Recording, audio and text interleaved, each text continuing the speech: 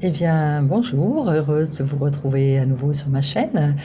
Je voulais donc vous présenter aujourd'hui la vidéo que j'avais d'ailleurs déjà mis par erreur sur ma chaîne, mais il y avait eu un petit loupé. C'était la vidéo sur la Lune. Alors aujourd'hui, donc, je voudrais vous parler de la Lune, mais en symbolique, si elle était un personnage. Donc la Lune, si elle était un personnage, eh bien elle représenterait votre mère. Et oui, vous, votre mère, ou vous aussi en tant que mère, puisque la symbolique représente la mère en général, vous voyez. Donc, comment vous avez perçu votre mère avec les manques et avec les points positifs que vous avez vus de votre mère? Et comment vous projetez, si vous êtes une femme, en tant que mère? Mais la Lune va aussi représenter la femme, en fait. La femme, ou pour les hommes, l'idéal de la femme qu'ils recherchent.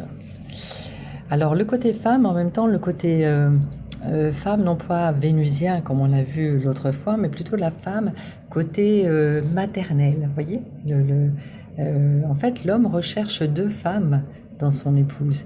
Il recherche la femme en tant que mère et il recherche la femme en tant qu'épouse.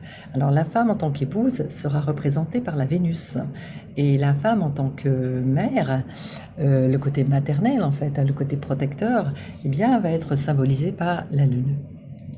Alors en analogie, la Lune va représenter aussi la sœur aînée et les tantes, mais du côté maternel. Et enfin, la Lune va symboliser aussi le public ou la popularité. Si par exemple vous voulez faire le thème de quelqu'un qui demande est-ce que je vais être célèbre? Eh bien, il faut regarder la Lune. Quelle est la position de la Lune dans le thème? Puisque la Lune représente le public et notre popularité.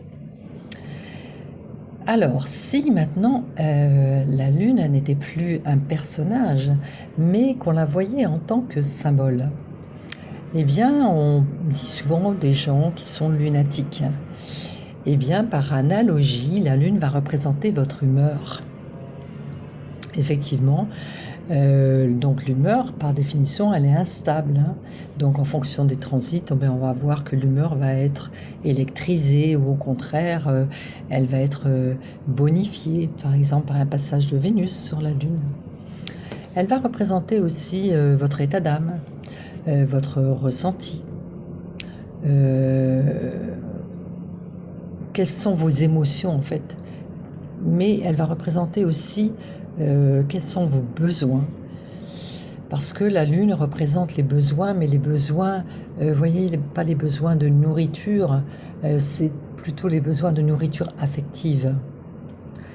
Et enfin, la Lune va représenter votre passé, donc également votre souvenir. Alors, quelles sont les questions que vous pouvez vous poser quand vous regardez votre Lune dans votre thème? Eh bien, quand vous regardez la Lune dans votre thème, vous pourriez vous poser la question comment nourrir ma Lune? Par exemple, si j'ai une Lune en air, hein, dans un signe d'air, en Gémeaux ou en Verseau ou en Balance, eh bien, je pourrais nourrir les besoins de ma Lune par le biais de communication, en satisfaisant ma curiosité, vous voyez, en développant peut-être mes relations. La Lune va représenter aussi les souvenirs, le passé. Eh bien, dans ces cas-là, la question à vous poser, c'est comment j'alimente mes souvenirs? Est-ce que j'ai tendance à ancrer mes souvenirs dans, dans des choses plutôt glauques, ou est-ce que je nourris mes souvenirs de choses enrichissantes? Vous voyez? Alors dans ces cas-là, il faudra regarder par exemple les traits bleus qui sont activés par la Lune et laisser tomber peut-être les traits rouges qui sont des carrés ou des oppositions qui montrent qu'effectivement ce sont des souffrances. C'est peut-être pas la peine d'activer ces traits-là, vous voyez. Après, vous pouvez vous poser la question, comment satisfaire les besoins de ma lune? Et enfin, vous pourriez aussi vous demander comment nourrir mes émotions. Puisque la lune représente vos émotions, eh bien, par exemple, si la lune est en signe de terre, eh bien, vous pourriez nourrir vos émotions en faisant des choses concrètes, par exemple des massages, une lune en taureau, par exemple, vous voyez, je pensais à ça. Eh bien, ça peut être nourrir les besoins de ma lune en m'offrant des massages ou du bien-être, en tout cas, vous voyez. Voilà les pistes que je vous propose d'explorer si, si vous regardez votre lune de plus près dans votre thème. Alors, si on faisait une séance de coaching, moi j'aurais tendance à me dire que nourrir ma lune, c'est quelque part le levier pour me lever de bonne humeur le matin. Vous voyez? Si je fais attention à ma lune, eh bien, je vais me remplir d'énergie, je vais me remplir mes besoins, satisfaire mes besoins, et donc je vais être en forme et je vais être de bonne humeur le matin. Puisque n'oubliez pas que la lune, c'est l'humeur. Et si j'identifie mes besoins, eh bien, je pourrais être heureux, heureuse et épanouie. Et puis, en recherchant les types d'émotions que demande ma lune, eh bien, je pourrais me nourrir et habiter davantage ma lune, parce que cette lune, elle demande à être habitée, hein. Et quand vous la laissez en souffrance, elle va être un handicap en fait dans votre vie. Vous voyez. Alors maintenant, si vous le voulez bien, on va s'amuser à regarder, par exemple, pour que ça soit plus concret, on va regarder un thème. Alors par exemple, moi j'avais pris le thème de Amélie Nothomb. Alors Amélie Nothomb nous dit qu'elle est enceinte de ses romans. Alors le côté être enceinte, c'est aussi la lune, puisque comme la lune symbolise la féminité, hein, donc elle va symboliser également la maternité. Donc cette lune est en bélier, hein, elle se qualifie elle-même de graphomane, consacrant chaque jour au moins 4 heures de l'écriture.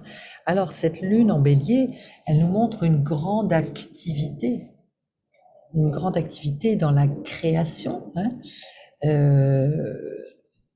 Elle a besoin, hein, de nourrir sa lune de manière intensive, en fait. Dans un entretien de 2004, elle mentionne écrire près de 4 romans par an pour n'en publier qu'un seul et ne souhaite pas que soient publiés les autres manuscrits. Alors ça, c'est un autre travers de la lune dont je ne vous ai pas parlé, c'est le côté secret. Alors on voit ici que cette lune en plus, elle est en fond de ciel, vous voyez, elle est dans le bas du thème. Et ça, c'est ce qui est intime. Ce qui va être, ce que vous allez garder dans votre intimité. Et donc, cette lune, elle est censurée par Saturne déjà à côté, hein. Et donc, elle veille à ce que, elle puisse garder un petit jardin secret. Donc, je veillerai à me protéger suffisamment pour cela, dit-elle. Eh bien oui, voilà pourquoi. Ceci explique cela. Excusez-moi. Alors, si on regarde un autre thème, alors vous avez Guillaume Canet.